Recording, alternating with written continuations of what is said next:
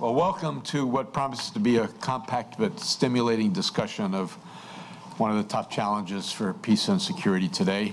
The Saltzman Institute's devoted to examining problems of war and paths to peace and devising strategies from the first to the second. And over the past year, we've presented a series of conferences and panel discussions by experts on security issues in the Middle East and especially Afghanistan. I think this emphasis is obviously appropriate because Afghanistan is the most pressing challenge for, at least for American national security policy, but also because it seems to me it's the most vexing. A few months ago, I took advantage of an opportunity to go to Afghanistan for a short time, all too short, because I lacked confidence in any potential solution to the problem that I could think of. And sadly, I'm ashamed to say that despite a bunch of informative briefings in the country, meetings with NATO and Afghan officials, visits to trainers, forces, and special operations units in the field, and frank exchange over dinner with General Allen, I have to confess that I came away about as unsure about what should be done as when I started.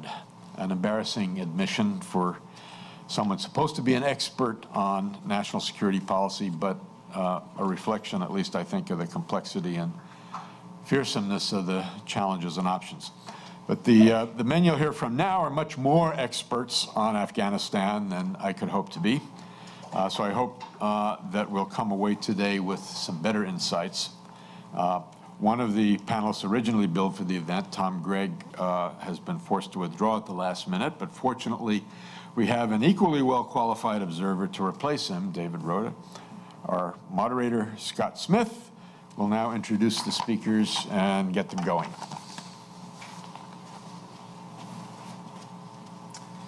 Thank you. Let me say a few words of introduction. I think that the one possible answer to the question of endgame in Afghanistan is, what already? 10 years is a long time. The siege of Troy lasted 10 years. The Vietnam War lasted 10 years.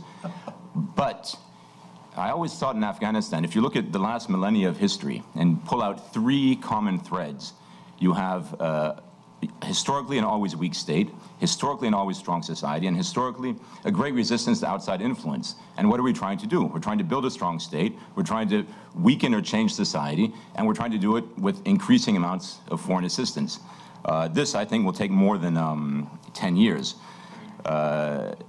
So this will be one of the questions I think our panelists will deal with. Should we be the end game right now? But we most definitely are the end game. And I remember at the Lisbon summit, when I was with the United Nations back in 2010, and it was one of these meetings where you have 40 or 50 heads of state around a large table, President Karzai at the center, and President Sarkozy of France, leaning over the table and telling President Karzai, Mr. Karzai, this was when the whole idea of transition was being discussed, and he was saying, President Karzai, we're here to tell you and to guarantee you that transition is not about ending our involvement in Afghanistan. Transition is about changing the nature of our involvement.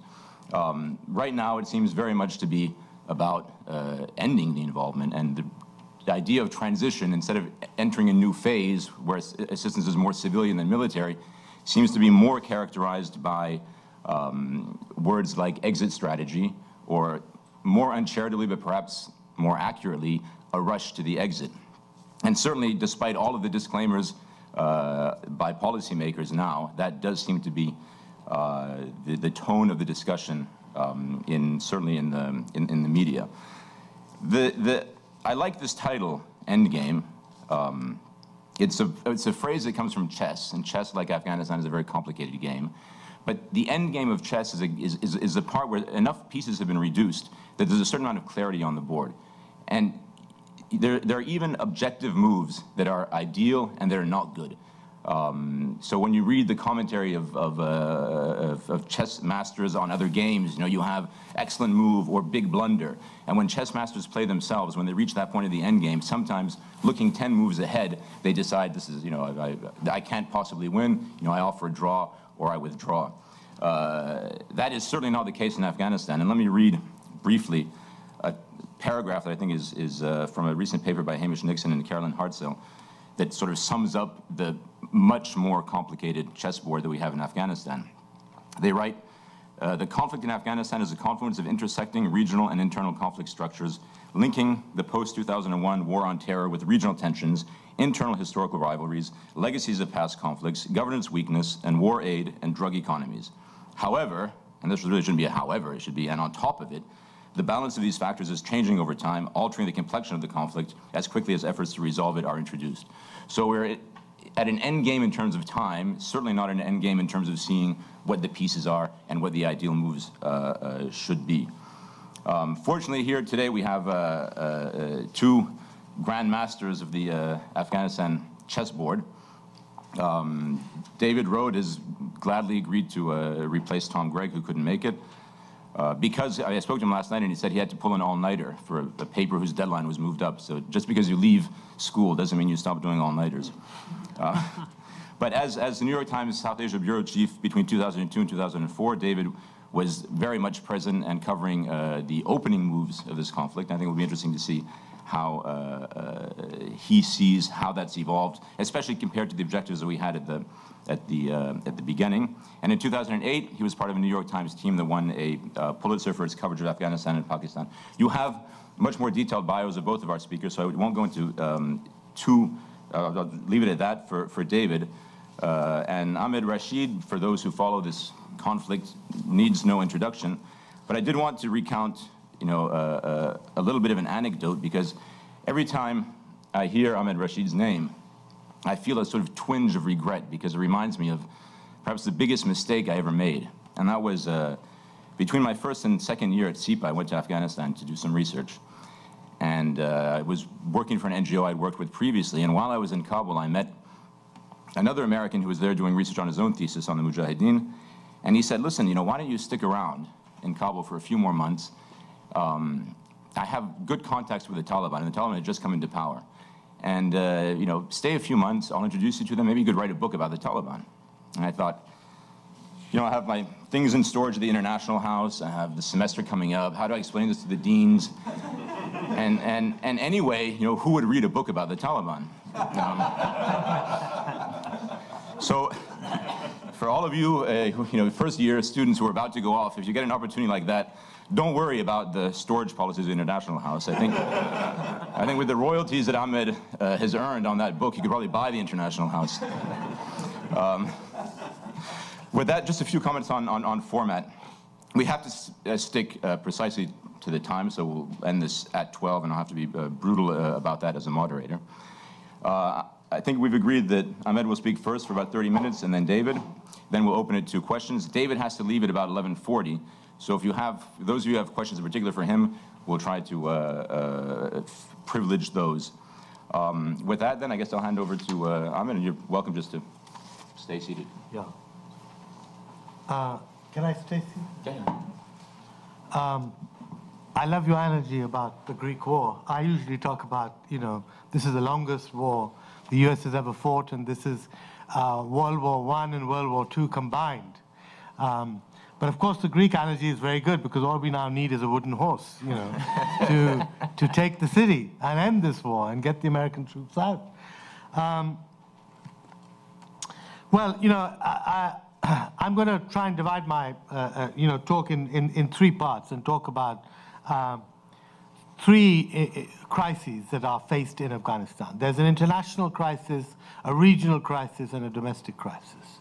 The international crisis is fairly obvious. Everybody wants to get out. There's a global recession. There's no money to really continue supporting in Afghanistan, despite all the promises made. The Afghans are not expecting big potatoes once the Western forces leave. Obama came in promising an end to both wars, he certainly, wants to complete this pullout. The Europeans are even more eager. The French, in fact, are pulling out next year, and that could lead to a snowball effect amongst other European powers with smaller forces.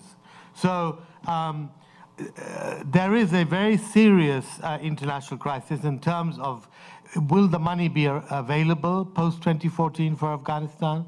Will the commitment of the whole international community be there? Not just special forces, U.S. special forces, living in some secret camp in northern Afghanistan, waiting to swoop down on Al-Qaeda, but a real kind of commitment for continued training of the forces, of the Afghan forces, etc. Now,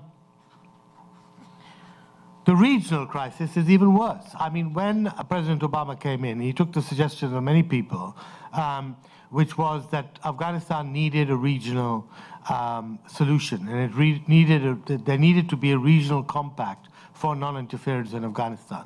Now, the reason for that is that Afghanistan has 6 neighbors. All of them have been brutal in interfering inside Afghanistan, backing one warlord against another, etc. If you read the history of the 1990s and the Civil War, it was all about who was backing whom. And it was every single country, including the near neighbors, who are Saudi Arabia, India, and Russia, were also involved. And so were the 6 direct neighbors. So, and the Afghans are loathe, this kind of interference now, because of course everybody's been interfering there since 1979. They are deeply suspicious of their neighbors. And so this idea of appointing Holbrooke as the AFPAC sort of guy who would go around and formulate some kind of regional agreement has really fallen flat on its face, because first of all, you have this huge buildup of tensions with Iran. It was pretty bad even then, but there was a slight hope that perhaps the US administration could talk to Iran separately on Afghanistan, as it did in 2001 when Bonn took place. Not get Iran involved, not talk to Iran about the bigger problem that the US has. But of course, that has all gone out of the window because of the nuclear issue, and it's impossible now for this administration to actually have any kind of secret, private, off-the-record dialogue with Iran, because the Republicans would hammer them, the Israelis would hammer them, et cetera, et cetera. And anyway, now it's pursuing this path of sanctions. It doesn't want to let up on it by giving any concession. So in that sense, Afghanistan is really, has really been worked over, because Iran is a crucial player. Iran is a crucial economic player. It's always supported the Shia minority in Afghanistan and the other minorities, and it's being left out. And the other country that is really precarious right now is Pakistan. The US, of course, was in alliance with Pakistan, but right now, as we see, we've had 5 months of no relationship. Now, in the last couple of days, I hope that there will be some kind of relationship, although that still has to be worked out. But things are very bad between the US and Pakistan. And the idea that Pakistan would provide an open exit for US troops to leave and all their equipment, and also help out with talks with the Taliban and rein in the Taliban fighters and the Haqqanis and other people, all that for the time being seems to be on hold. So 2 of the biggest neighbors of all are not involved in the regional thing. And as I said, the idea of a regional agreement is looking in considerable disarray. You might have read that in the last couple of days, Putin has supported the idea of American troops exiting through the northern, what is called the Northern Distribution Network. That's a major concession that the Russians are giving, but they want to see NATO get out of Afghanistan as soon as possible. They don't like NATO. But the problem of exiting through the north is that it's hugely expensive. It's not convenient at all, especially when you've got things like artillery and tanks and heavy vehicles and all the rest of it. So so the regional issue is really intimately tied up with several practical issues. The practical of withdrawal. How are you going to withdraw with all these troops and things? You need Karachi, you need Pakistan for that, but it's going to be very difficult. You need relationships with Iran, particularly, and with Pakistan, so as to prevent sabotaging the peace process or the talks process, which I'll get into a bit later. And then, of course, there's the long-term stability that you want for Afghanistan and the region, which is also a regional issue. In other words, you would ideally like pipelines and electricity and oil and gas flowing down from Central Asia across Afghanistan into energy deficient South Asia. And you would like peace on this so that Afghanistan could earn money through being a transit, a pipeline transit location, as well as get energy for itself. And there are all sorts, mineral development in Afghanistan is a huge possibility, but for that too you need regional guarantees, regional security, because those minerals have to get out of Afghanistan, and this is a landlocked country, etc. So even if you look at the future, the regional equation is incredibly important, and at the moment we are nowhere near it. The third issue is the domestic situation inside Afghanistan. The most interesting proposal that I've been supporting for quite some time is that there are going to be elections in 2014 for presidential elections. Karzai has to step down because he's done 2 terms in office already, and he's got a term limit. I hope he does step down. But more than that, yesterday he made the statement saying that he's considering, which is something I think a lot of people are quite keen on, that bringing the elections forward by 1 year to 2013, next year in fact. That would solve several problems, because the idea of having an election and a political transition in Kabul the same year as you're withdrawing the troops, and possibly those numbers of troops won't be available to protect the elections, to protect the United Nations, the monitoring, etc. And the foreign troops preoccupied with their own withdrawal, this would create a lot of problems. So the idea of bringing it forward, you have your political transition under the auspices of the foreign troops, you set up a new president, a new cabinet, you bring in a whole lot of new faces. I think that would do enormous amount to restore confidence in the Afghan people and in the international community, because of all the problems that you're having with Karzai etc. So that's the first thing. The second issue that I find very disturbing is the huge growth in ethnic unrest in Afghanistan in 10 years. Partly this has been fueled by the talks with the Taliban, because as you know, the Taliban are Pashtun, the government is also Pashtun, and the non-Pashtuns see these talks with the Taliban as a very grave threat to them. They don't want the Taliban back in any shape or form. And what is being talked about is a possible, power-sharing deal, etc., between Karzai and the Taliban, or between the government and the Taliban. So that's one reason. But I mean, there are other reasons that continues to be enormous suspicion of Pashtuns and the Taliban. The Taliban have now penetrated into the north of the country in a population which is largely non-Pashtun, Uzbek, Tajik, Hazara, and the north is very nervous about this, and it's created a sort of ethnic dimension. The other issue is the whole uneven development in Afghanistan, because the Americans and NATO have plunged so much money into the south and the east, where the insurgency is taking place. Billions of dollars have gone into so-called development and winning hearts and minds, which have not been very successful, frankly. And hardly, 1/10 of that money has not been spent in the north, etc. And the north have had to kind of fend for themselves in many ways, getting help from Central Asian countries, getting energy from there, cutting their own deals with the neighboring states. So you've had a kind of uneven development, which has, again, exacerbated the ethnic divide. And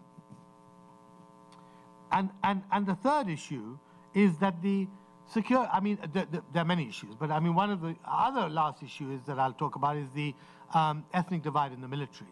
The US is training 350,000 police and soldiers. They want to reduce it in a year or two, perhaps by 100,000 to about 230,000. But nevertheless, there's traditionally and historically, Afghan armies have been led by the Pashtuns. They've been largely, the officer class has been Pashtun, and the bulk of the soldiery has been Pashtun.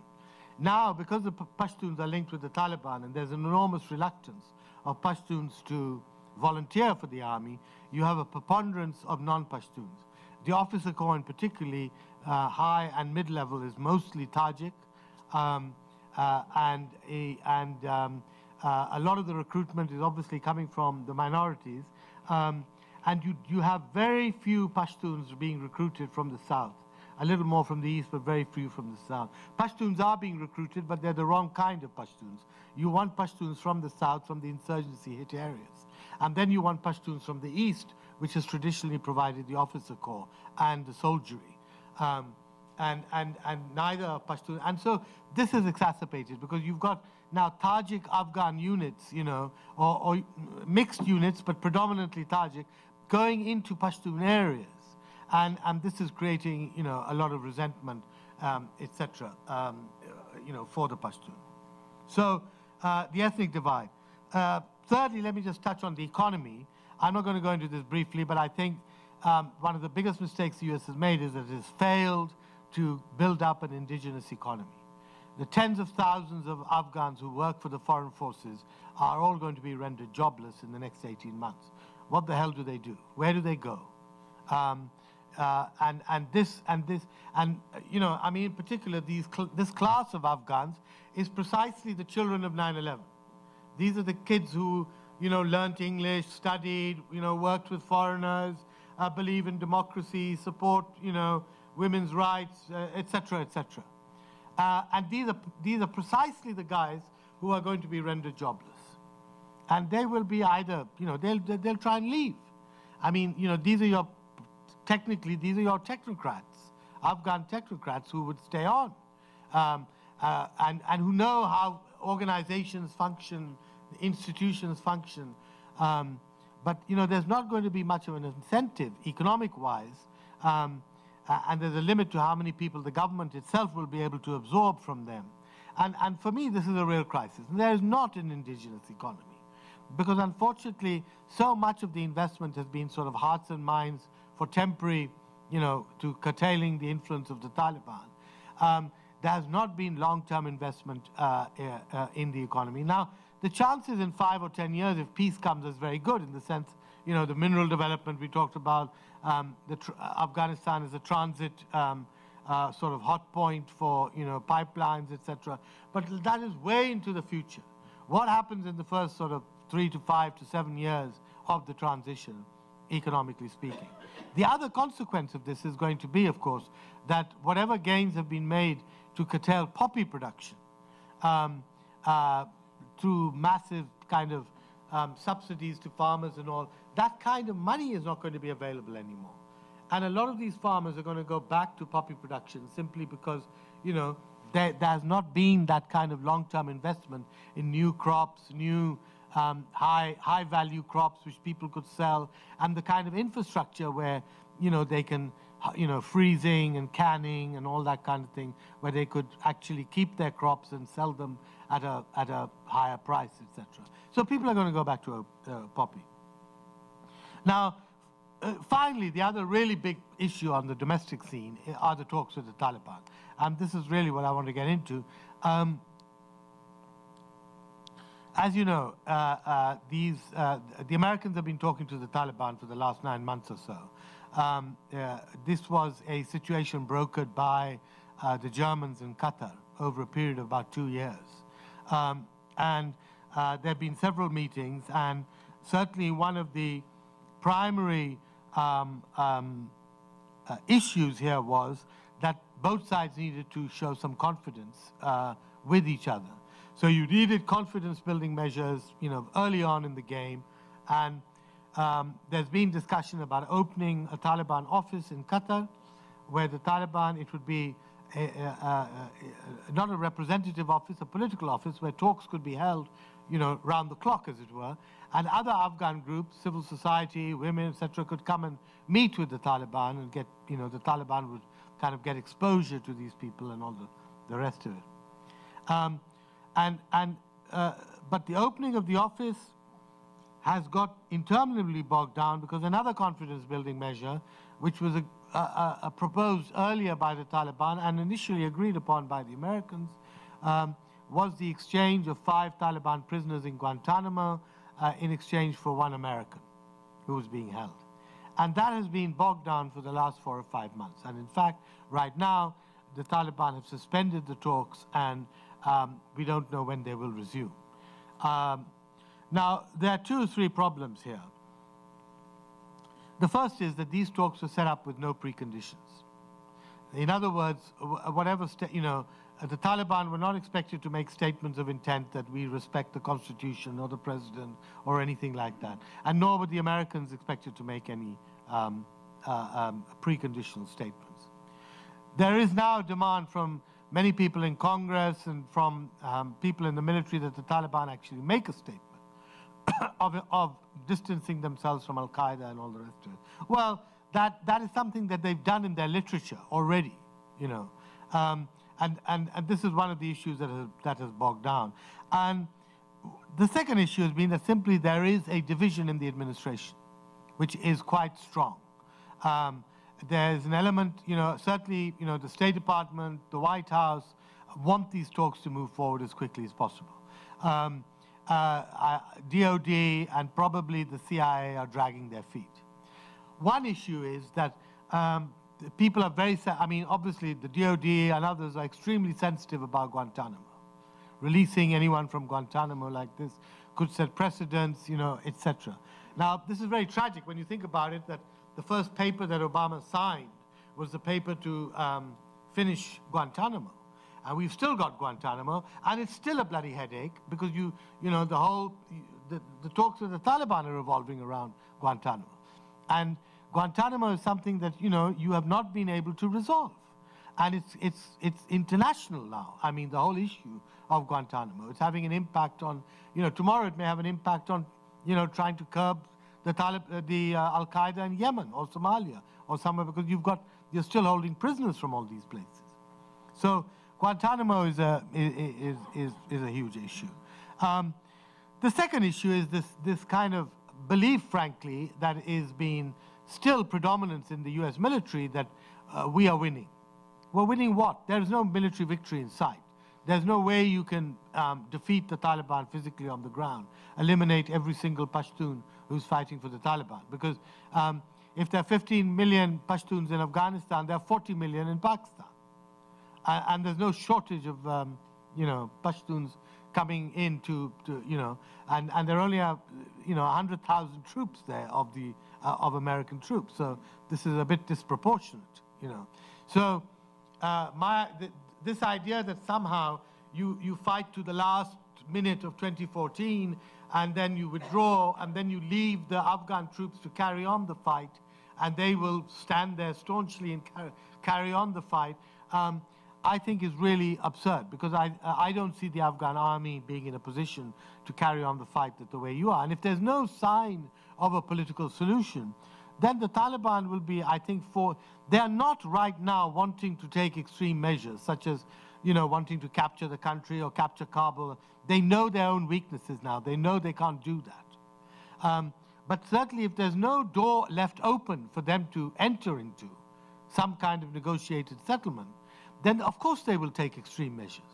And then of course the Americans will then turn around and say, well, we told you so, they're complete bastards. I mean, look, they want to capture Kabul, they want to but I mean, if you don't leave a door open for them now, while there is still time, before 2014, it's going to be tragic, not to speak of the Afghan people. Now, I think it's terribly important that now, the third factor in this deadlock is the election campaign. I think it's very clear that in about 6 to 8 weeks, if nothing happens, if these deadlocked talks are not resumed by the Americans and Taliban, and there's no breakthrough on this confidence-building measure about the prisoner exchange, we're going to be then by May or June in an election campaign, and there's no way that President Obama is going to be releasing anyone from Guantanamo to be clobbered by the Republicans, in between June and November. So essentially, if nothing happens now, we could be talking about these talks being deadlocked until early next year, which would be tragic, in my opinion, because you would completely lose the confidence of the Taliban. You would lose the confidence of Pakistan. You would lose the confidence of a lot of European partners who are very anxious that these talks conclude in NATO. I think you'd be losing the confidence of people involved in the process now who would be utterly fed up to have to wait 9 or 10 months before this process resumed, knowing fully well that, how are you going to explain to the Taliban that actually, look, we've got an election campaign, I'm sorry, but we can't do anything now because our election campaign trumps you and peace in Afghanistan. I think that's a very difficult, sell for the Taliban, and it's a very difficult buy for the Taliban. This is the third problem, associated with these talks. And finally, there's the problem of Pakistan. Now, as you know, Pakistan has harbored all these Taliban leadership for the last 10 years. And the irony is that I think what Pakistan expected was that at the end of its, at the end of this period, when the end game began, Pakistan would go to the Americans and say, ha, we've got the card that you need or that you want, which is the Taliban. And if you want to talk to the Taliban, you come to us, you sit with us, and we are part of the equation. We will sit at the table, and and we will also extract our pound of flesh of what exactly we want in Afghanistan, what we want with neighboring India, what we want from you. And the ironic thing is that it is as we enter the end game, the whole relationship with Pakistan is broken down. Partly the fault of the Americans, partly the fault of the Pakistanis. And no one side wants to admit that, that they're at fault. Now, even if the relationship resumes, which I think it will in the next few weeks, it will be at a much lower key than before. And certainly if the US is then going to go to Pakistan and say, look, I'm sorry, but we've got an election coming up and we can't really talk to the Taliban anymore. And we're not going to ask for your help in anything, at least for the next 9 months. That's going to be another terrible downer for the whole region, because Pakistan, the military, may well presume that this is the moment when we should continue backing the Taliban and step up military activity and let the Taliban kill more Americans, and let them prove, let's make this even costlier for the Americans if they don't want to talk. So this is the whole dilemma. Lastly, I'm often asked, why the Taliban would want to talk now. Look, I think the Taliban have learned a number of lessons from the past. They knew that they were hopeless at government. They had lost the support of the people by 2001. Afghanistan was starving. It was a wreck. They had kicked out the UN. They had kicked out everybody, the NGOs, everyone, because of the influence of bin Laden. And they know that there's no trust either by the international community or by the Afghan population in their ability to run the country. So for them, and they know also that if they were to try, even attempt to reconquer the country, the international community would run away, and they would run away with the money. There would be no aid for Afghanistan.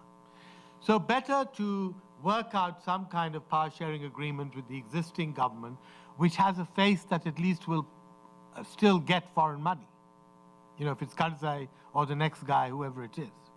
So for them, it's still better to, work with someone who can at least have extract money from abroad and not make Afghanistan into a basket case once again. I think the other thing is that, yes, they are exhausted. I think they want to get out of Pakistan's shadow. I think they realize fully that they can't govern, and more than that, that they can't reconquer the North like they did during the Civil War.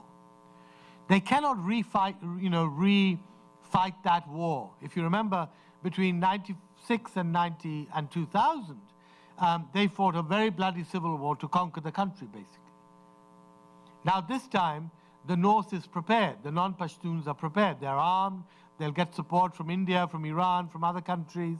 And it will be a much bloodier civil war. And I think the Taliban are just tired.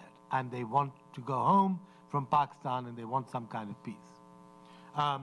If there is no, as I said, if no window is opened for them to enter into some kind of dialogue with the government before 2014, then I fear the worst for Afghanistan, Pakistan, and the whole region, as well as US policy in that region. Thank you very much. Thank you.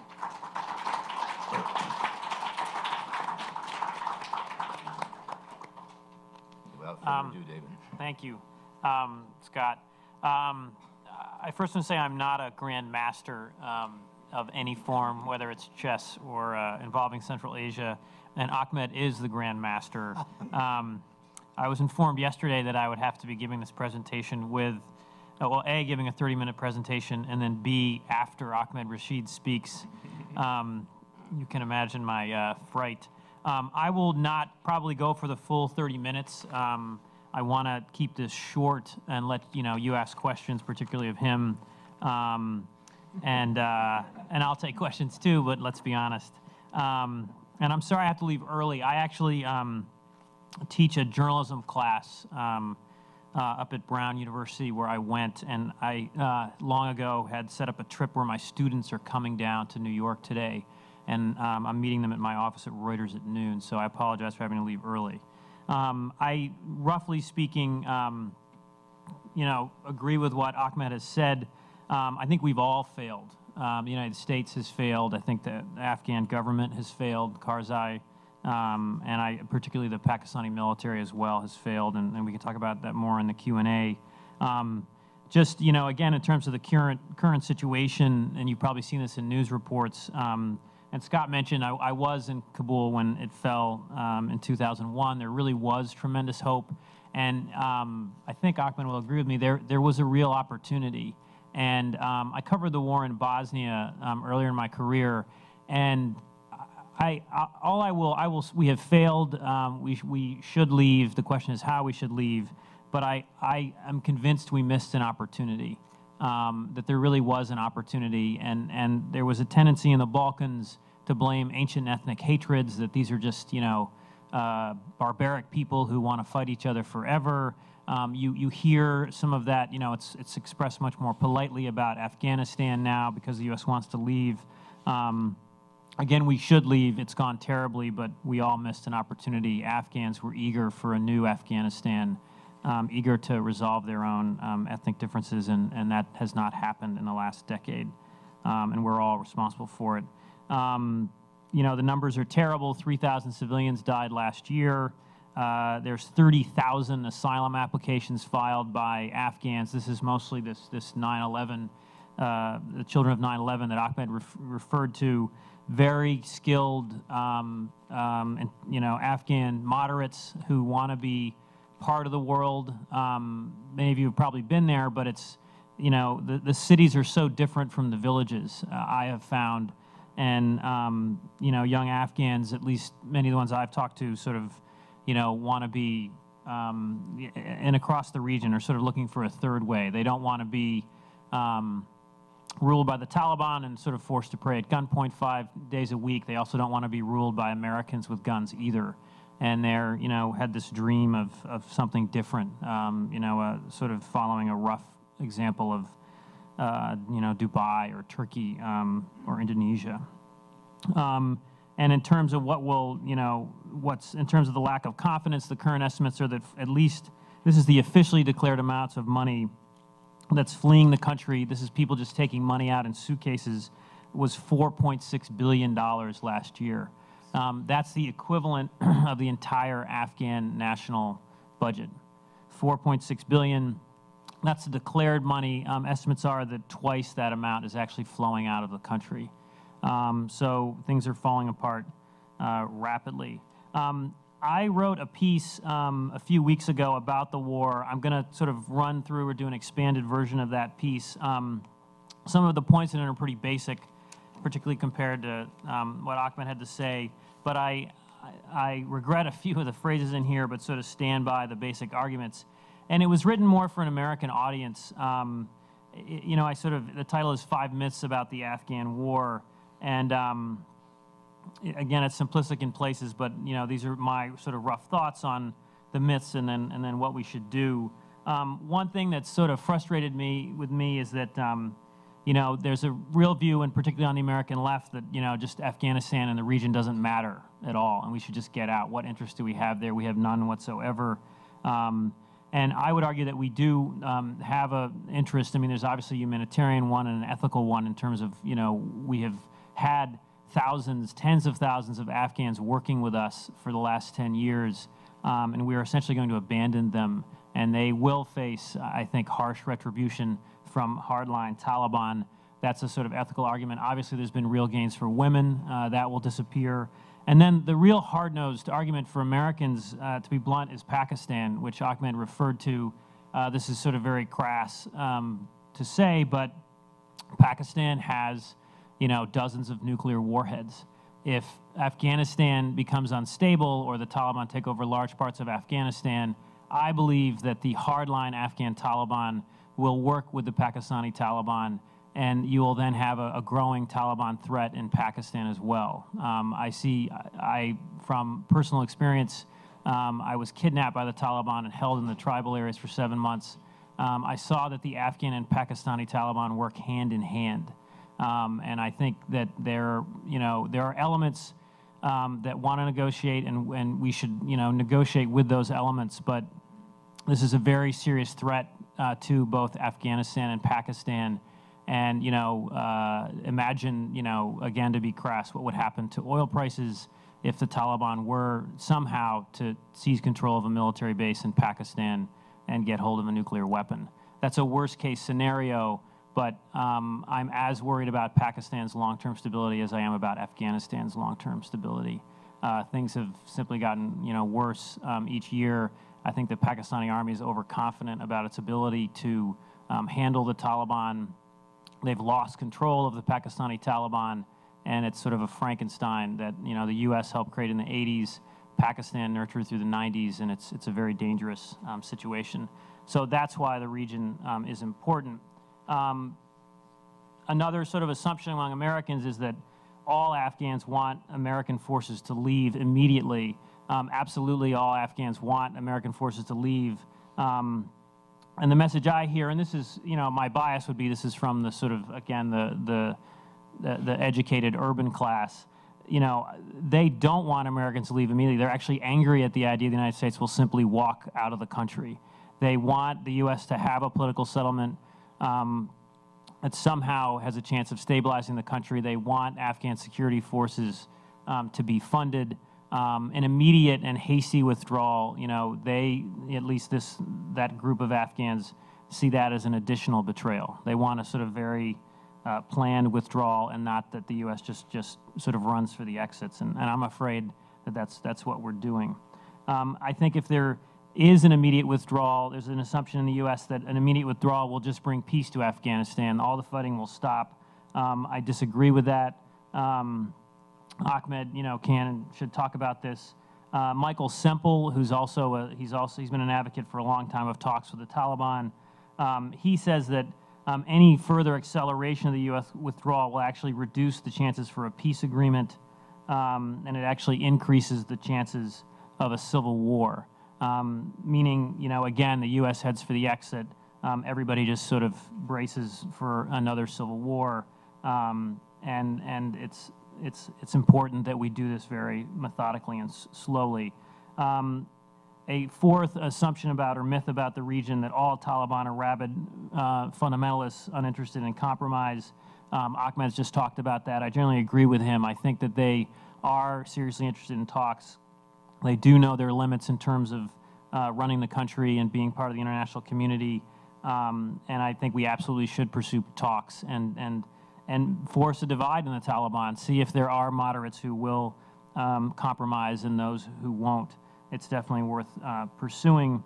And then the sort of fifth myth would be that, and this was sort of right at the height after the horrific massacre happened outside of Kandahar, that there was talk in the press of Obama accelerating the withdrawal of U.S. troops immediately, like starting this year. And I think it's a myth that accelerating their withdrawal is smart election year politics for Obama. Let's be frank, that's what's sort of driving everything is this election.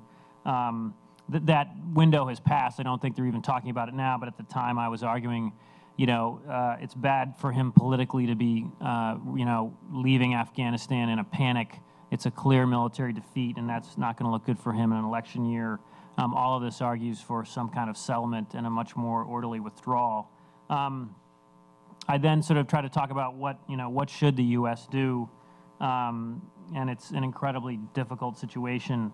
One point was to sort of hold steady, meaning stick to the 2014 plans, don't break from them, continue the talks with the Taliban. There's clearly fears in the White House that if they negotiate with the Taliban or make any deals, if these prisoners are released from Guantanamo, it'll become an election year issue and it will hurt them. I think they have to continue the talks, even though it's an election year. There was just a news report, now that there's the agreement on night raids and the transfer of prisoners to the Afghan government, Admiral McCraven, who's the commander of U.S. Special Forces, there's talk of this strategic agreement with the Afghans. This would be a 10-year agreement of U.S. troop presence and civilian assistance. One number that came out just this week was about roughly 6,000 U.S. Special Forces staying. This is a plan the military is developing that they haven't presented to the White House yet. It's different than the Biden plan. Biden has talked about having American Special Forces sit on isolated bases and only venture outside to carry out raids. What McCraven and the military is proposing is that about 4,000 of the 6,000 Special Forces be, working alongside Afghan units in the field with them. There would still be bases like the one outside Kandahar and Panjwai, unfortunately, where this terrible massacre occurred. And the military seems to favor having U.S. troops out in the field, partnering more with the Afghans. Biden's idea is that they're sort of sitting on these bases. I've always seen Biden's idea as sort of unworkable. It's sort of a fantasy that there'll be this small number of American soldiers sitting safely on bases while out in the Afghan countryside. It's sheer chaos with warlords preying on people, the Taliban preying on people. Why are people going to give the U.S. forces intelligence for raids or even cooperate with them if they're just sitting in these bunkers, essentially? The total number of U.S. troops, that would be 6,000 special forces, but there's been reports of anywhere from, there would be several thousand regular soldiers to sort of help with intelligence and logistics and other things, and then a very large American air component. And the idea would be that with these special forces units combined with Afghan units, they would help them with communications, calling in air support when they need an intelligence. The idea, being at least among the U.S. military, that they're not going to completely abandon the Afghans. The problem, of course, is cost. We're currently spending, I think, $7 billion a year on the creation of these very large Afghan security forces, roughly 350,000, as Ahmed mentioned. The number will probably come down to about $4 billion, with the U.S. paying about 2.5 and hoping that NATO and the Afghan government will pay the rest. That's a staggering amount of money. I argue, though, that we should be spending billions in Afghanistan for several more years, in part because of the insane amount of money we've already spent there. We're currently spending $130 billion, and this is sort of part of a broader argument about having a diplomatic settlement, continuing to fund the Afghan government, security forces, and continuing civilian aid. We cannot abandon Afghanistan. If there is a political agreement that's reached, we've got to continue supporting the country. That is a carrot, I think, for the Taliban, and it's a wise investment for the United States to continue sending money there. Simply abandoning the country would be a disaster. Last couple points I made in this piece was to go ahead with this transfer of Taliban prisoners, that the administration should take this risk. I think more Americans are interested in the U.S. leaving Afghanistan and a not a chaotic Afghanistan, and so an agreement is worthwhile, and the transfer of prisoners from Guantanamo is worthwhile. And I don't know how you do this, and this is definitely a question for Ahmed, is how do you get the Pakistani military to go along with a deal? As I said earlier, I believe that the Pakistani policy of sheltering Afghan Taliban is to me, it's been a disastrous policy for them. It's created tremendous anger in the United States and Washington. There's huge distrust of Pakistan. Obviously, the bin Laden raid sort of sealed that.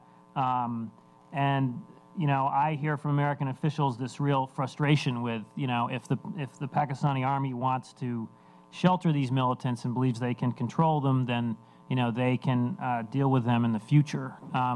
3,000 Pakistani soldiers have died fighting the Taliban.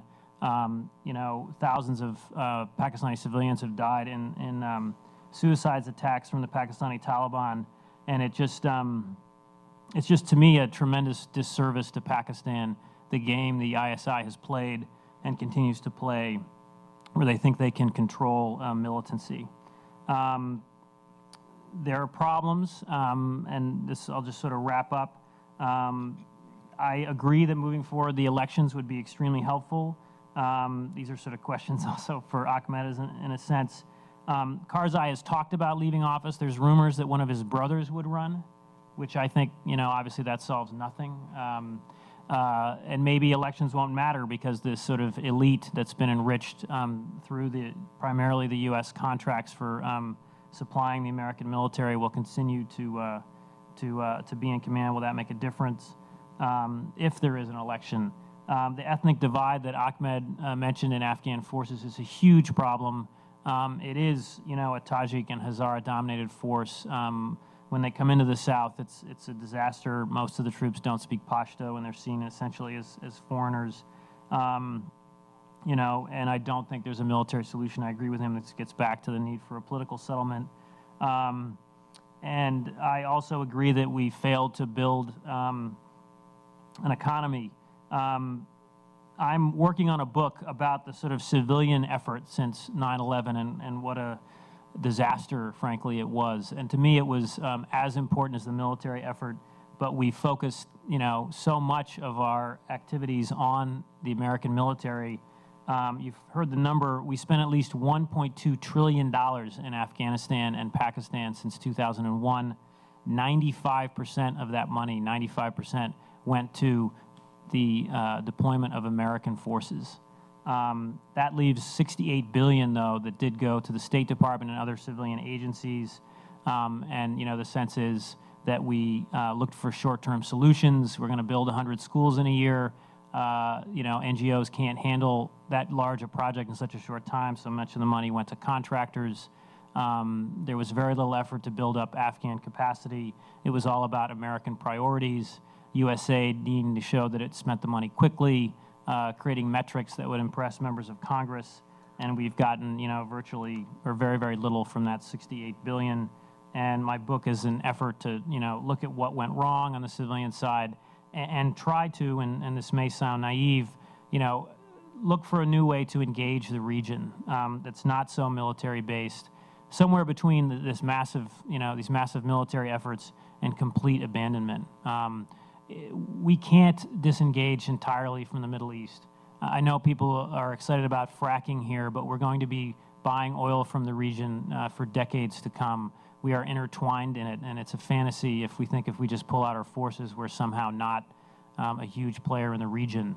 We're giving billions of dollars to the Saudis in oil money, and we need to, I think, find a new way to interact in the region. And it's a tragedy what's happened in Afghanistan, and it's the young Afghans that sort of haunt me the most. I was recently in Tunisia, and it's, I asked them what they want from the U.S., and it's sort of similar to what, at least I hear from young Afghans and Pakistanis, was that they sort of obviously don't want military interventions, but they want investment. They love technology. They want to be part of the world economy. They want educational opportunities, and they don't want sort of loans and charity and traditional aid. And we have to rethink the way we interact, and we use our aid, that it's not some charity where we come in and build a well and feel very good about what we've done, but instead we come in and facilitate local businesses and help the economies grow. Again, that's naive and pie in the sky, but we have to do better, I think, and it's a tragedy what's happened in the last decade. Thanks. Thank you, David.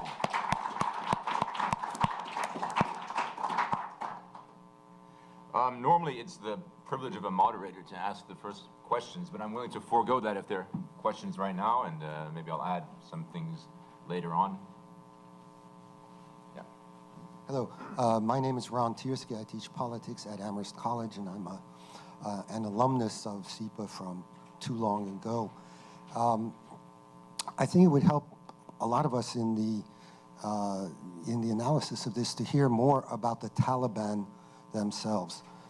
Who exactly are the Taliban besides saying they're Pashtun? What are the points of tension between them? Keeping how unified are they as an organization and as a command structure? Keeping a movement together in any situation like this is difficult, and it's been a long time. So the question is, could we hear more about the Taliban and the Haqqanis inside themselves as a movement? How solid are they, and what are the possibilities of their breaking up or outside forces kind of splitting them up? Let me then also abuse the moderator's privilege and add to that question for either of you. How important are Al-Qaeda now? We know that one of the red lines of the negotiation has been that the Taliban have to break with Al-Qaeda. We also know that Al-Qaeda has been sort of dispersed around the world. They don't have the influence that they used to have in Afghanistan. Is that a red line or a condition that still makes much sense in terms of the talks that are supposed to be happening? Oh, that's not fair. I think you have been the most recent guest Well. of the Taliban, and you've lived amongst them most recently. So you know. That's not fair. I will speak very briefly about the Haqqanis, but you have to answer the broader question about the movement. I spent 7 months in North and South Waziristan. I was kidnapped with 2 Afghan colleagues. One of whom saved my life. We managed to escape, largely due to his bravery. And so my bias when I talk about not abandoning the Afghans and these hopeful young Afghans, it's him that I think of. I was not allowed out of the house very often, but I was now and then. Anyway, my Afghan colleagues were. Arabs and Uzbeks, particularly Uzbeks, walk the streets of Miran Shah in North Waziristan every day. They are sheltered by the Haqqani network. There was an Uzbek militant who acted as a teacher to my guards on how to make roadside bombs, and he taught Afghan and Pakistani Taliban to make bombs that would kill Pakistani soldiers, Afghan soldiers, and American soldiers. So there are foreigners that are very active in that area, and many of them. And there's very intense and close personal relationships between the Haqqanis and these foreigners.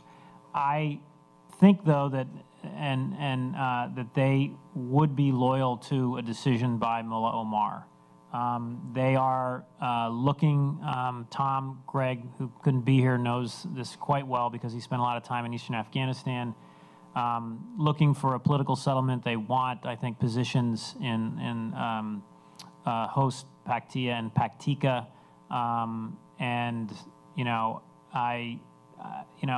again, this is why I think you negotiate and you put them in the difficult situation of deciding what are they going to do. If they have this possibility of a settlement in Afghanistan, will they walk away from some of these foreign militants? I don't know, or maybe there's a split within them. The other reality of the Haqqanis, and the last thing I'll say, and obviously I'm biased, but most people would agree, they are in many ways a criminal organization masquerading as a pious religious movement. They are more brutal, I think, or known as, I think, the most brutal Taliban faction. They've used kidnapping as a way to raise money for years. They have, killed, and beheaded dozens of tribal elders in eastern Afghanistan who refused to obey them And, you know, there's a large segment of Afghans that don't want to see them coming back because they've been so brutal. So it's a very complicated mix. But they're also, lastly, the most effective group. The big attacks you see in Kabul, the attack on the U.S. Embassy, was carried out by the Haqqanis. They're very effective, you know, and have this safe haven. We bumped into a Pakistani army convoy when I was being driven in one location, and the driver of the car was Badruddin Haqqani. He is the younger brother of Siraj Haqqani, who runs the Haqqani network. And I thought when we saw this Pakistani army convoy coming near us that this was oh my gosh, you know, this is it. The Pakistani soldiers will discover us and we'll go free. And instead, the car in front of us pulled over to the side of the road as soon as they saw the Pakistani army convoy. And then Badruddin pulled our car over to the side of the road. And the Pakistani soldiers, one of them got out, was very nervous. I mean, they really are afraid of the Taliban, pointed an RPG at the vehicles. And then all the people got out of the car in front of us, and Badruddin only got out of our car. And I was kind of confused. And then the Pakistani soldier got back in his truck, and the convoy drove towards us. And instead of stopping or trying to inspect anything that was happening, the Pakistani soldiers just drove by. And Badruddin Haqqani actually waved at the Pakistani soldiers and smiled at them. And after they got back in, he got back in the car, I was sort of crushed. And he said, we have an agreement with the Pakistani army where the civilian car in front of us, all civilians have to get out of the car when the Pakistani army approaches. But if it's a Taliban car, only the driver has to get out. That allows them to sort of move prisoners around or, you know, shelter foreign militants. And there was no effort whatsoever by the Pakistani military that I ever saw in 7 months to confront the Taliban on the ground. They simply stayed in their bases. So very close ties. And, you know, Ahmed can talk about maybe the ISI. Will the Quetta Shura agree to a deal, and can the ISI deliver the Haqqanis? Look, there's no doubt that this whole insurgency by the Taliban post-2003, when it began, was aided and abetted enormously by Al-Qaeda. Taliban commanders went to Iraq to learn what was the tactics being used there by Al-Qaeda. They came back with all this IEDs and high technology and all the rest of it.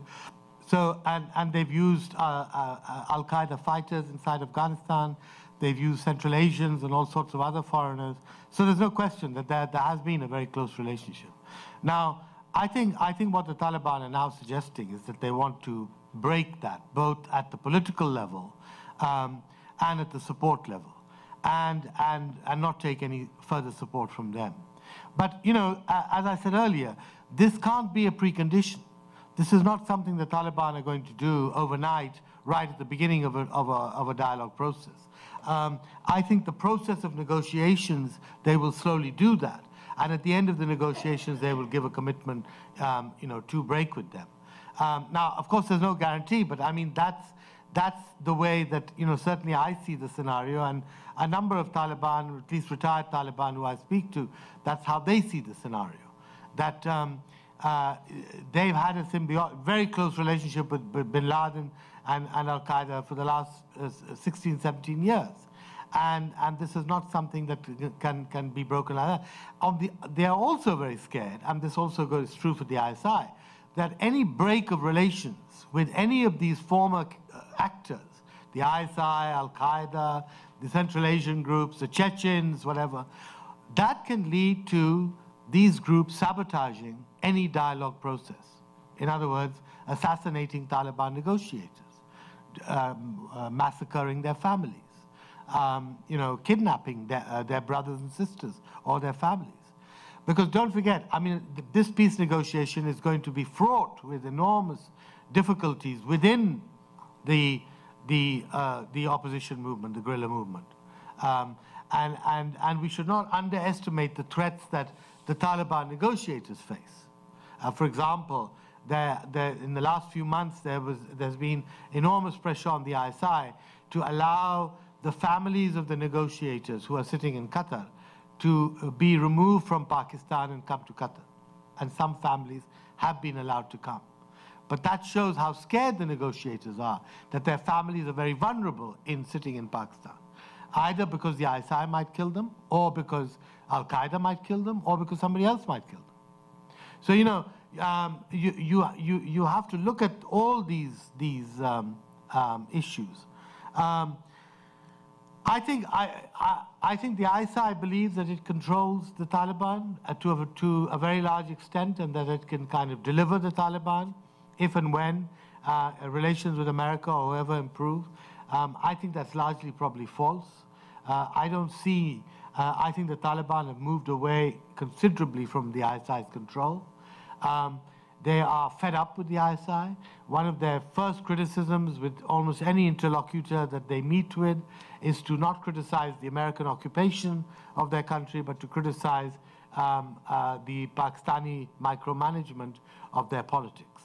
So I think, you know, that is an enormously, a very different trend from 4 or 5 years ago. Not that they don't appreciate the support that they've given, Pakistan has given them, but I think they're fed up with this micromanagement. And, you know, and don't forget, you see, from their point of view, they accuse Karzai of being a stooge of the Americans. So Karzai and the other Afghan government people accuse them of being a stooge of Pakistan. And that's something that an Afghan doesn't want to hear. I mean, an Afghan is an Afghan, you know, honorable, upright, tribal, proud, etc., etc. The last thing an Afghan will tolerate will be called a stooge of somebody else. So for the Taliban, they want to come out of the shadow of being this, you know, in having this dependency syndrome on Pakistan, and break with that, you know. And I think Pakistan is under a lot of misconceptions regarding its so-called control. I mean, we saw in 2000, just before 9/11, that essentially Pakistan had lost control of the Taliban completely. They blew up the Buddhas, you remember. They almost kicked out the UN. They did all sorts of things with the NGOs, something that Pakistan didn't want them to do, but they went ahead and did it. So that relationship could break down, you know, again. In a very similar way. And, but as far as the Pakistani Taliban is concerned, what makes me very sad that if these talks don't take off, a peace agreement or some kind of ceasefire in Afghanistan between the Americans and the Taliban, and a peace agreement between Karzai and the Taliban would have a hugely positive impact on the war in Pakistan and on the Pakistani Taliban. I think it would negate their raison d'etre, which is, you know, we're conducting jihad against this infidel American occupation of Afghanistan, and we are killing Pakistani soldiers because, you know, this is the little jihad. The Pakistani soldiers are the you know, are in bed with the U.S. military, so that's why we attack Pakistani soldiers. Now all that would go out of the window if there was a peace deal. And ideologically speaking, politically speaking, the Pakistani Taliban would be left with very little reason to continue their war. So that would be another spin-off of these talks, which I think would be hugely positive for Pakistan.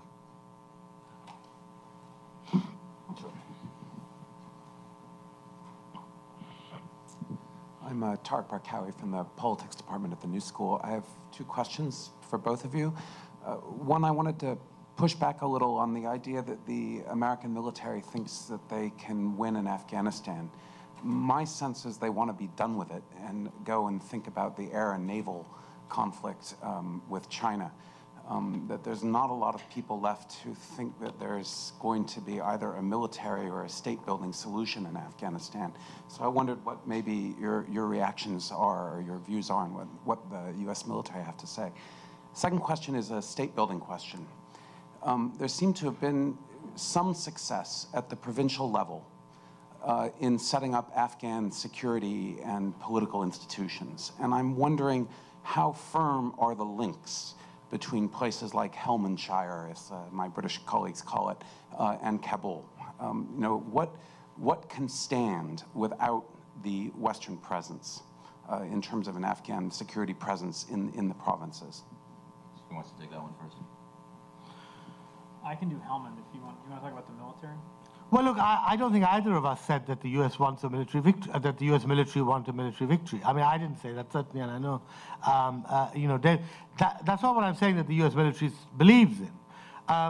For some reason or the other, they seem to be thinking that they can deliver not military victory or military success, but they can deliver sufficient blows to the Taliban before 2014, if they keep fighting until the last minute, until 2014, so that it will make there will be less of a war that the Afghan army will have to fight. Now, what I'm saying is that, simply that to me is not a feasible strategy. I agree with you. I think they have dropped the idea of victory. I think they know very well that they can't win this war. They want to get out, but on their timetable. They don't want to be pushed into, as David said, the 2013 timetable or any other timetable. And, I mean, in this talk, if they supported the talks process, there would be a mutual symbiosis between state and defense. Because, look, the presence of U.S. troops and the fact that U.S. has got pressure there is vital for the talks process. And you can't have talks when you've moved out. You can't say, okay, now we'll talk. We moved all our troops out. We have no stake in Afghanistan. We have no pressure in Afghanistan. Now we'll talk to you. So it's a good thing you've got troops there. But what I'm saying is that those troops have to be used in a political way now. And they have to be used for a political raison d'etre, not for a military raison d'etre, because a military raison d'etre is over. Yeah, you can kill more Taliban, you can decimate, you can kill another 10,000 Taliban, 20 more thousand will come from Pakistan. So what are you going to do? So, I mean, that's my argument, that I don't see the military as having a real game plan whereby the talks are included with military pressure, unfortunately. I think military pressure is important. They should be there till 2014, and this intervening period should be used for dialogue. There's the current governor of Helmand, you probably know this, is Gulab Mangal, who was the guy that the British insisted come in there. The quick answer is if the money from Kabul dries up, he's done.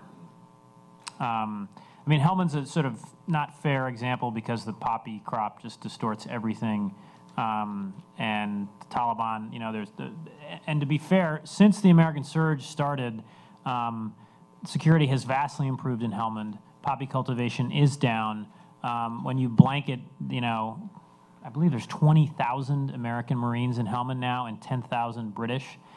It has improved things in the Helmand River Valley and sort of the central towns there. And Afghans who live there say it's improved, but there's just no follow-up there. The Afghan security forces aren't strong enough to hold it themselves. The broader state-building effort failed. I would say it failed initially in Helmand, and it's a microcosm of the country, because the initial governor that Karzai appointed was hugely corrupt, involved in the poppy trade. And when there was this window and these sort of hopes in 02 and 03 and 04,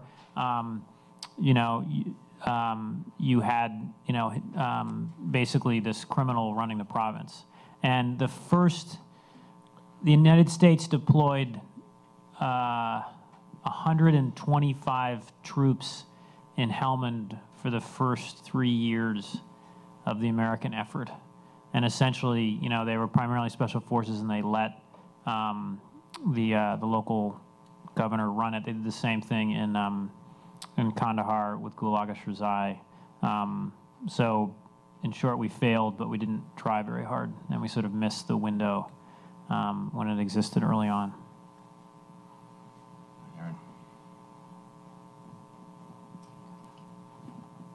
Hi, I'm a second-year CEPA student here. I just wanted to kind of pursue this idea of a presidential election in 2013 a little bit more.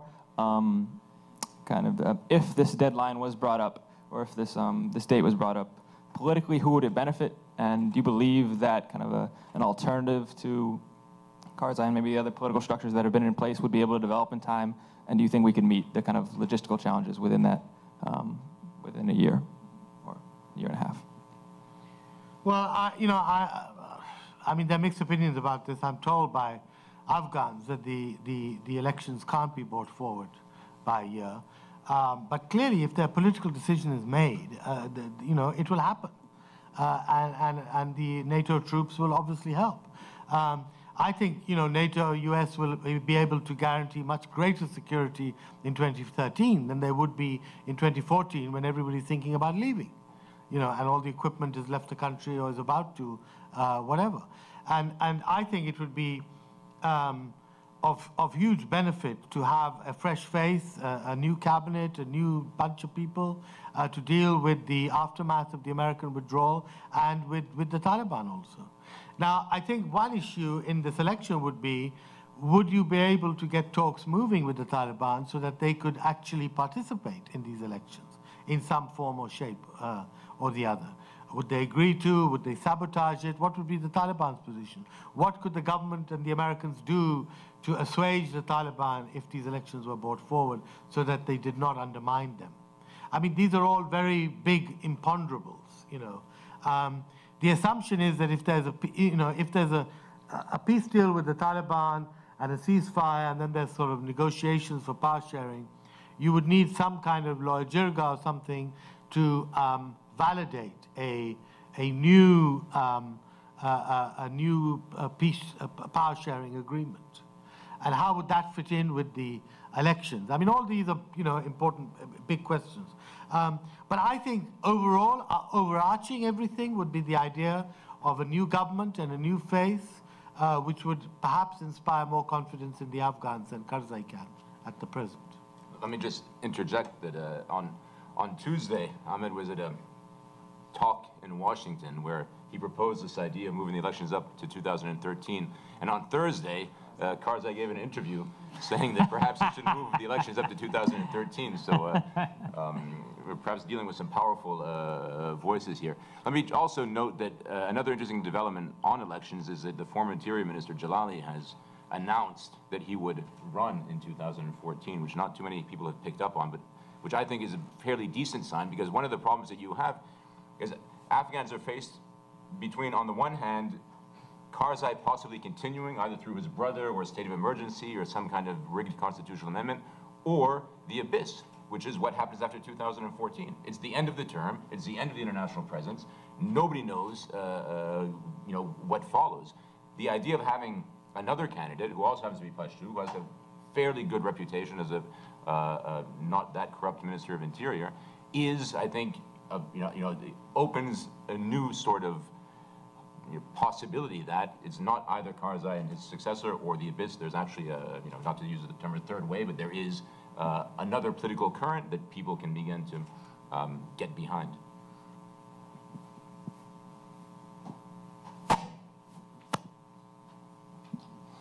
Thanks. Alex Cooley, Barnard College and the Saltzman Institute. Actually, question for Ahmed, but David, I'd be interested in your thoughts too. It's about this regionalization issue that you discussed, and I was wondering if you could unpack this a little bit more and how you come down on it. Was the administration right to pour all these energies into a regional model? Was the idea right and the model wrong? Thinking that we can model this on Madrid and just conduct intensive shuttle diplomacy, or were there just structural problems given the relationship with Pakistan, with Iran, that made this sort of a non-starter? And if not regionalization, what has this come at the expense of that might have been a more viable strategy?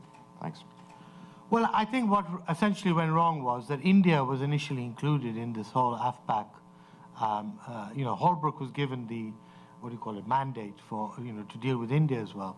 And to try and, because Pakistan's obsession with India and Pakistan's obsession with India's role in Afghanistan, etc., it was considered critical to have India on board and to try and foster some talks between India and Pakistan on making their presence in Afghanistan more transparent. And what happened was simply India refused, fought back, and forced the Americans to drop India as part of the AFPAC triangle. And of course, that completely deeply annoyed the Pakistanis and kicked off, the whole administration kicked off on the wrong foot as far as the military was concerned.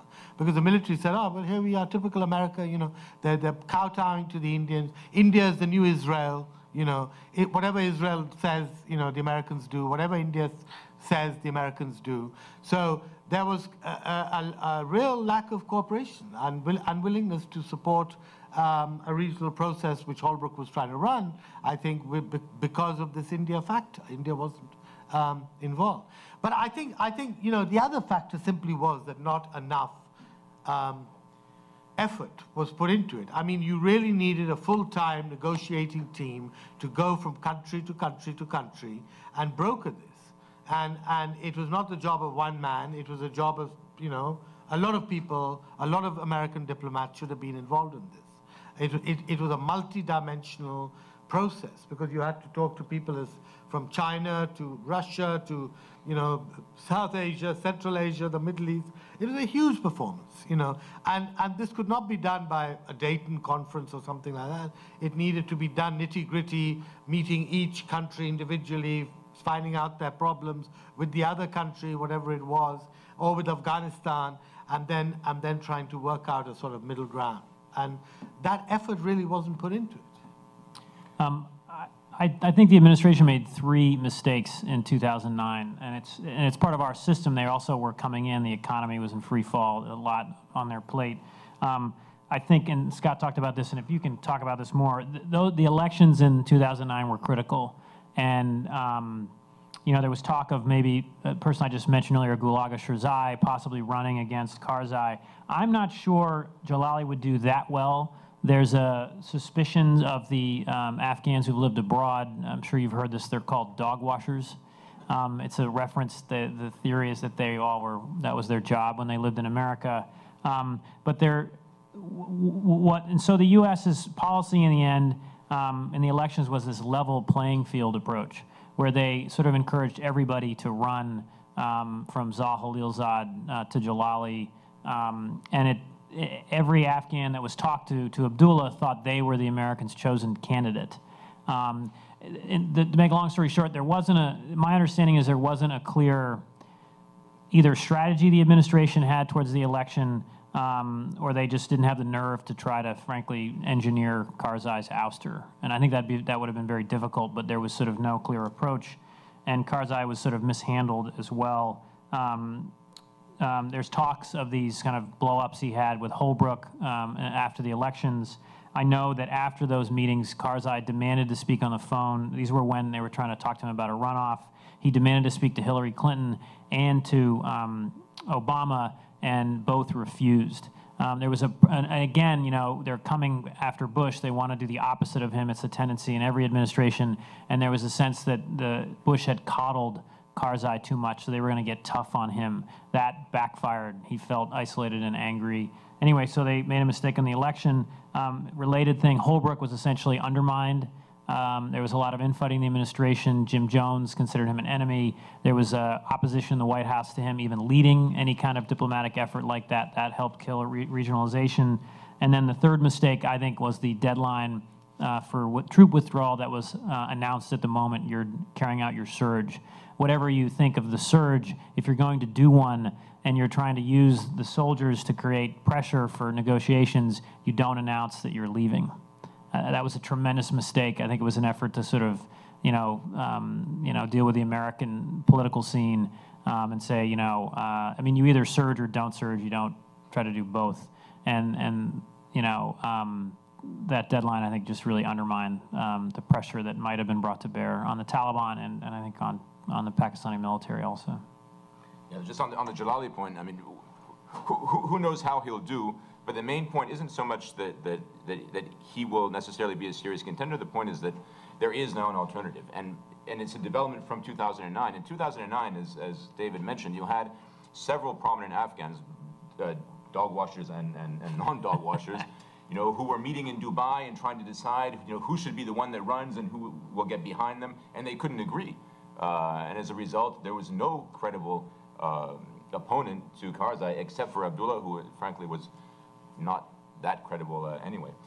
I saw your hand, Pushkar. Do you have a question directly for David, or because you're in your final 5 minutes? So if anybody has a question, Sushi, go ahead. I'm a SIPA student. Thank you for coming. I kind of wanted to ask about some of the social gains in terms of human rights. And there was an article in the Washington Post a couple of days ago about this resurgent phenomenon of kind of dancing boys. I don't know if you guys saw it. How it had been kind of tamped down under the Taliban, but the government now is kind of increasingly unwilling to prosecute this kind of abuse. But on the other hand, you had mentioned kind of gains in women's rights.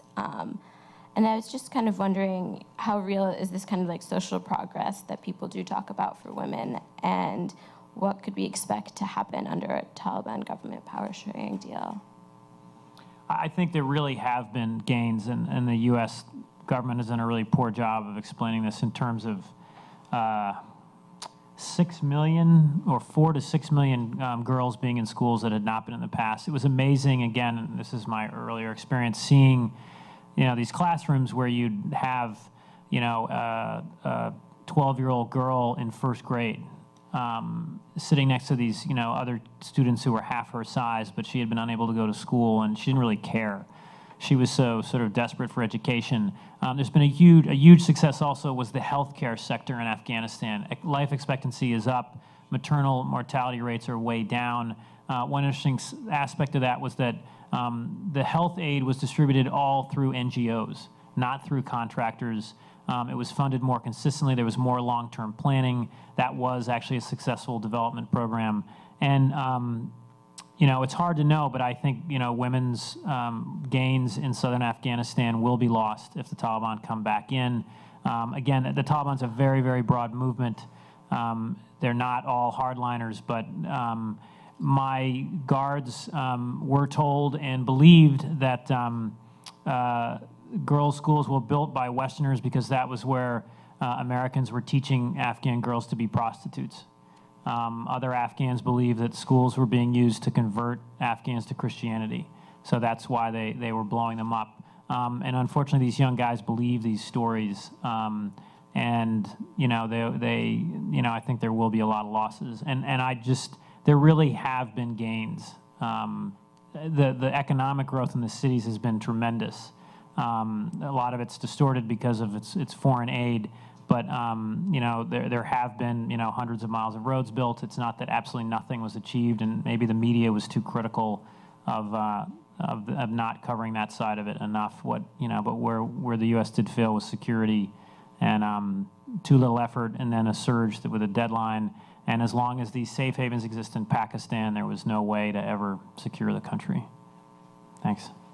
Do you have to, should we thank you now for being in? Sorry. And despite your protest, demonstrating your grand mastery of... No, I don't think so. Thank you all very much. Push. I'm a SIPA student here. Thank you so much for joining us today.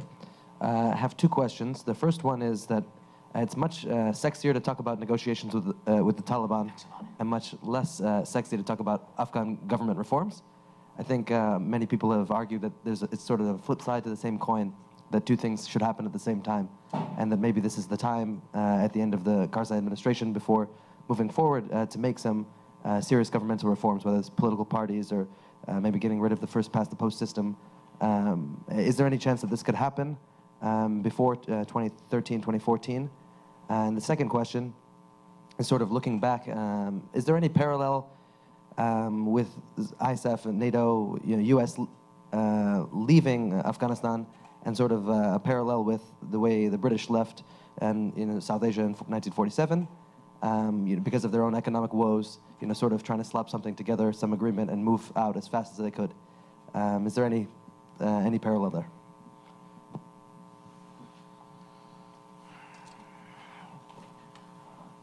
In an ideal world, of course, I would support you. I mean, I hope this election will be conducted through political parties, and that kind of reform will come about before these elections are held.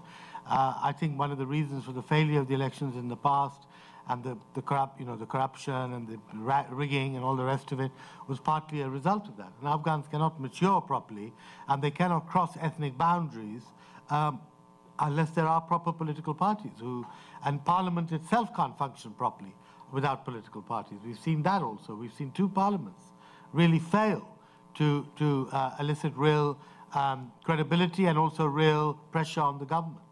So, but at the same time, I have to say that, I mean, you know, it's not very likely that major political reforms will happen. I don't think the Western pressure will be there because they will be preoccupied with, you know, leaving and just getting the election over, as it were. And unfortunately, there's not enough civil society in Afghanistan to force this, to force the pace of this. I think, you know, these comparisons between the Americans leaving and, you know, the British, etc., are a bit, you know, I mean, I don't see the parallels. I mean, I don't see the Americans leaving like they left Vietnam, you know, hanging from the skids of helicopters, or like the British were defeated and one doctor was left alive of the whole army, you know, who arrived in Jalalabad. No, I mean, you know, I mean, we should remember that, you know, 10 years ago when the Americans went into Afghanistan, they were welcomed by 95% of the Afghans. Now, you know, what should happen is we should understand and analyze what happened in the meantime. Why did that popularity go down the tubes? And why were the Taliban allowed to regenerate themselves? Why was public opinion turned so much against the Americans? What did the Americans do wrong, et cetera, et cetera? But, you know, again, I think the colonial experience is something, you know, altogether different. I mean, the British were involved in Afghanistan for a century and a half, not in occupation, but they were involved at least, which is an awful long time. The American thing is still, it's a long time, but it's only 10 years. Let me abuse now my privilege as moderator to ask you a question that will give you also a chance to talk about your latest book, Pakistan on the Brink. Both you and David mentioned the importance of Pakistan as well as what you've described as strategic blunders. You know, in academia, we have this term of the failed state, which is where the government no longer really controls. Then there's a phenomenon of the deep state, which is a state really run by a military establishment behind a veil of civilian government. And if I can provocatively ask, you know, is Pakistan becoming perhaps the first example of a failed deep state? That's very interesting. Look, I've tried to avoid this term failed state, or I've tried to explain that Pakistan is not a failed state. I mean, it has a functioning military, it has functioning institutions. The mistake has been that you know, Pakistan has not been able to modernize itself. It has not been able to carry out post-Cold War reforms that almost every country in the world did carry out. It has not been able to carry out economic or political reforms. It has, and the cause of this has been the fact that foreign policy and national security have impinged on everything else. Most states have a foreign policy, I would say all states have a foreign policy, which is a reflection of domestic economy, domestic development, domestic demands, etc. Pakistan has a foreign policy that commands, you know, domestic loyalty and ultimately undermines and destroys domestic development. And that's what we are seeing today. We have a foreign policy that has undermined the country, supporting militants in Afghanistan or Kashmir, having a secret arm of, you know, all these groups who are active in Pakistan, having an expansionist kind of foreign policy in the region. All these issues are undermining the state of Pakistan. As a consequence of this, the elite is not interested in carrying out the kind of economic reforms, taxation, raising more revenue, land reform, all the things that we should have done after the end of the Cold War to make Pakistan more self-sufficient. So, you know, this is a state in deep crisis because it is very difficult when you're under pressure, such as Pakistan is from America, from, you know, India, from other, to actually turn the whole ship around and do a U-turn and say, you know, now we have to kind of stop arming fundamentalists. Well, what do you do with these fundamentalists? I mean, you know, this incident of Hafiz Saeed, the head of Lashkar-e-Taiba, who's just been given a 10 million bounty by the US. Now, Hafiz Saeed should have been dealt with, you know, after 9/11. I mean, this party should have been put to bed. And these young people who belong to it should have been de-radicalized and given new skills and re-educated and all the rest of it, you know, after 9/11, because the use value after 9/11 of a country, a government supporting Islamic extremist groups was zero now. bin Laden had put an end to that. So unfortunately, it's this failure to reform. So I wouldn't say, it's not that there's been a total institutional breakdown in Pakistan, which is what I think a failed state is, if we look at Somalia or some other countries. We could be heading that way. Splits could develop in the military.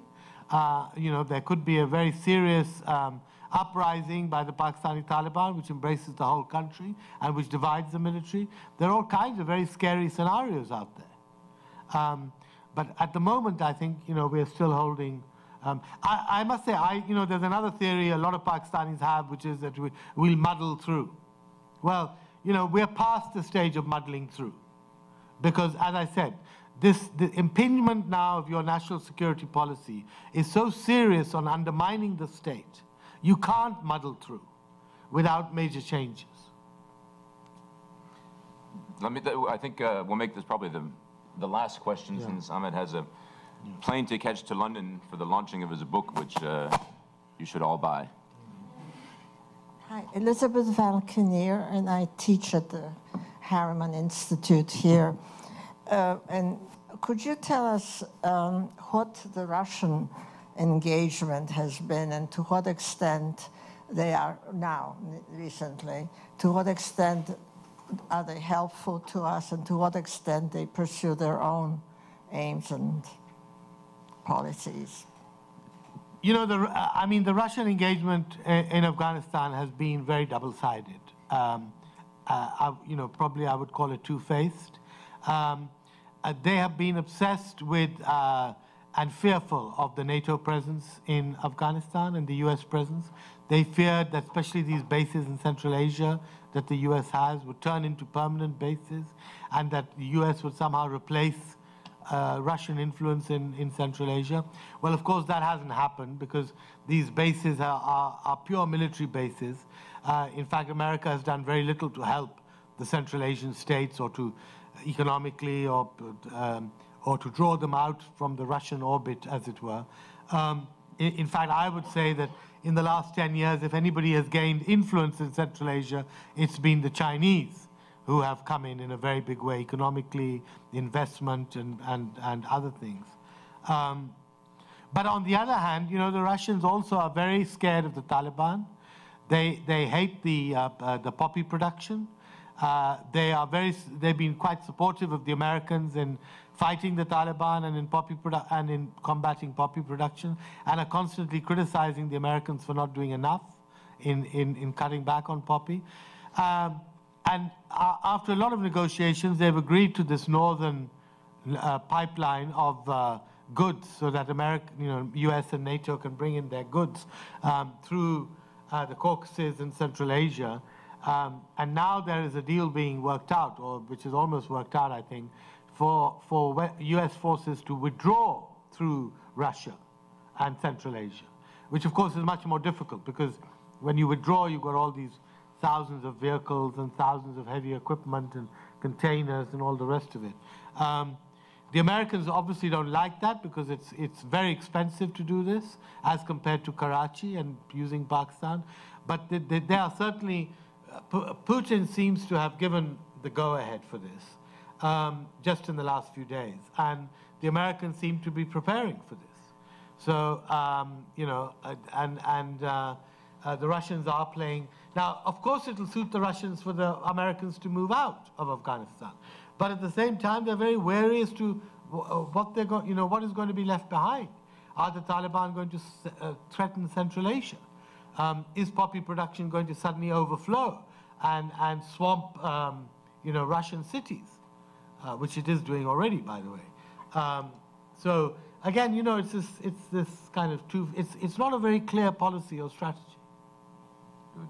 Listen, with that, we'll I think, offer you our heartfelt thanks for being here, and let you go on your way. Thank you also for coming and for your excellent questions. If we do an event like this a year from now, given the fluidity of the situation, who knows what we'll be discussing, but this was, I think, extremely rich and enlightening for all of us. Thank you.